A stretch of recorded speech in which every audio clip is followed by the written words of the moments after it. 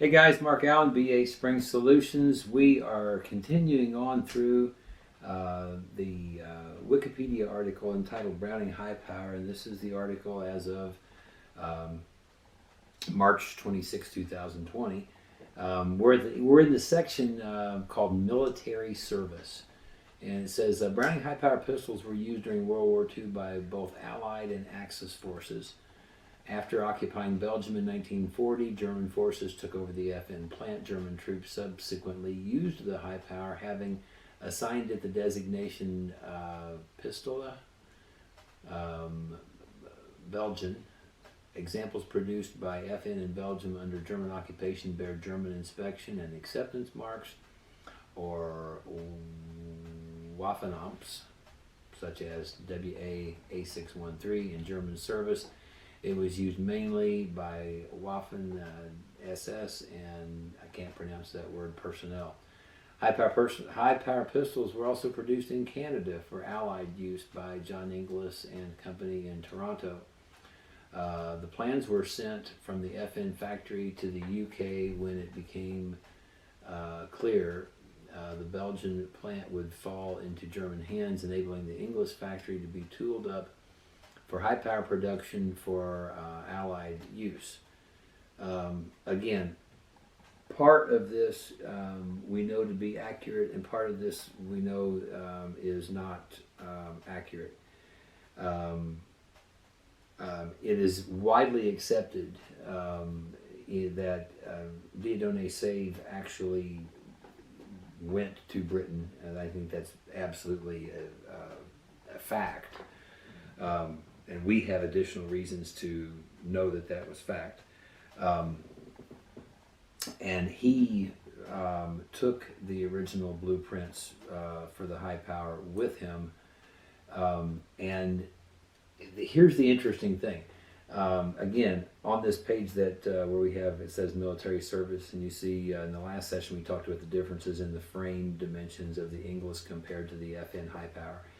The ways of the folks, at least at FN, during this time, and even when he was out of Belgium and over in Britain, Dieudonné Save did not provide the FN high-powered blueprints to Canada.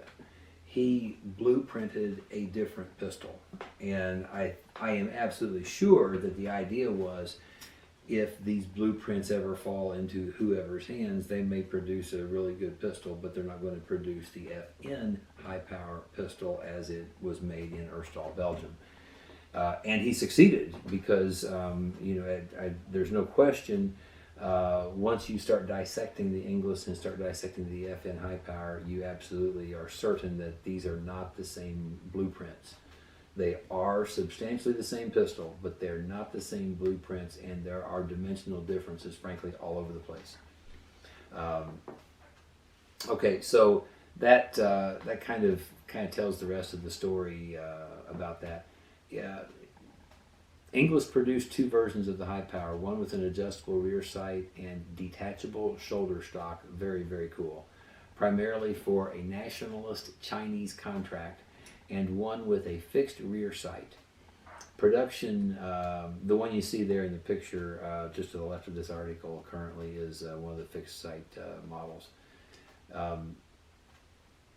Production began in late 1944, and they were on issue by March 1945, Operation Varsity Airborne Crossing of the Rhine into Germany.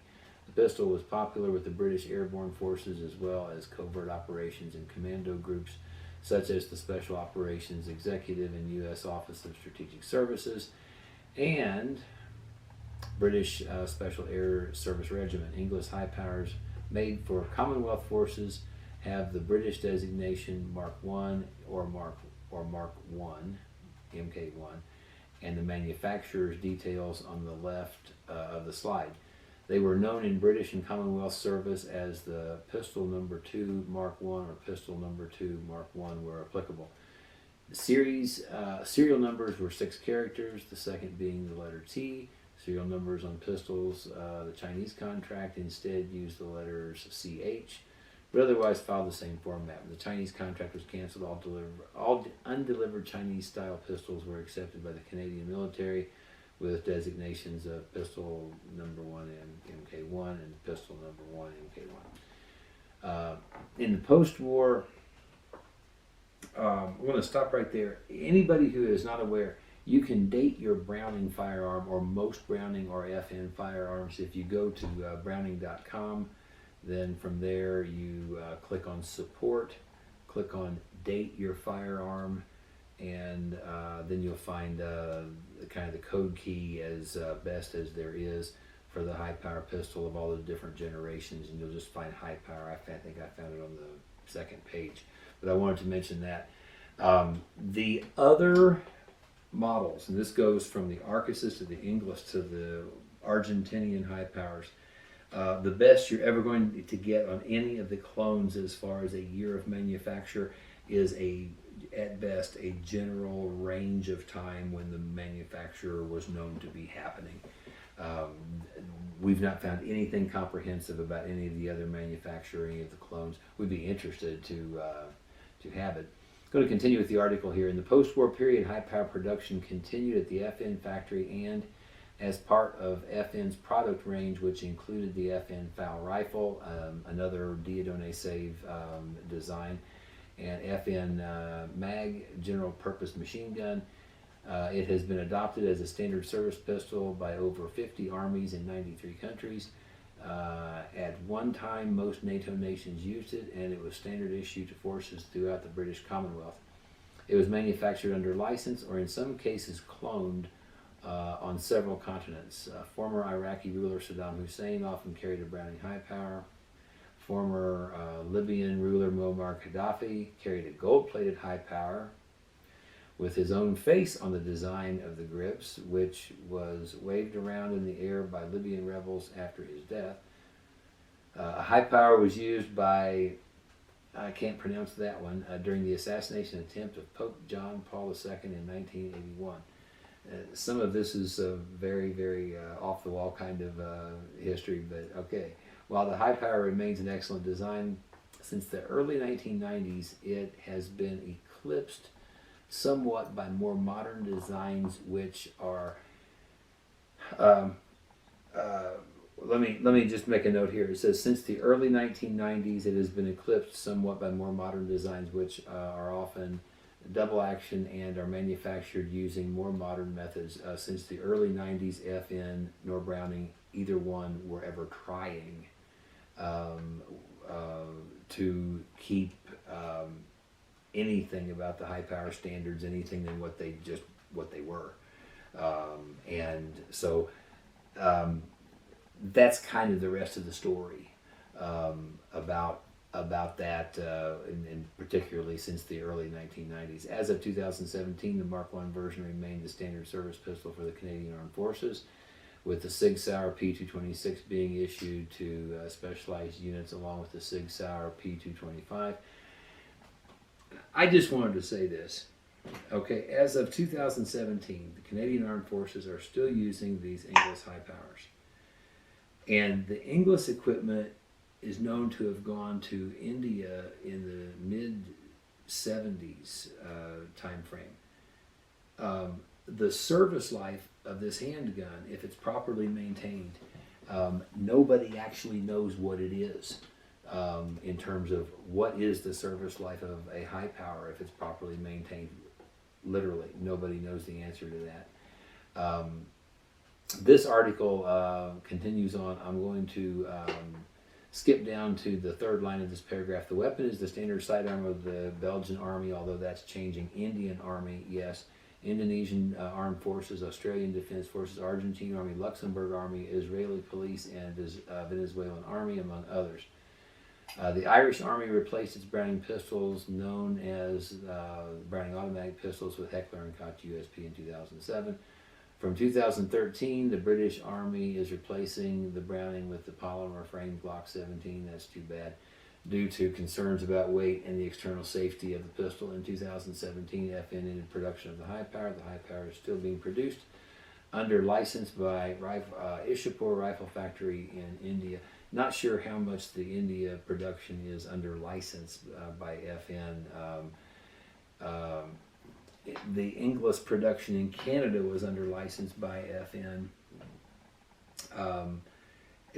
I've never actually seen the British version.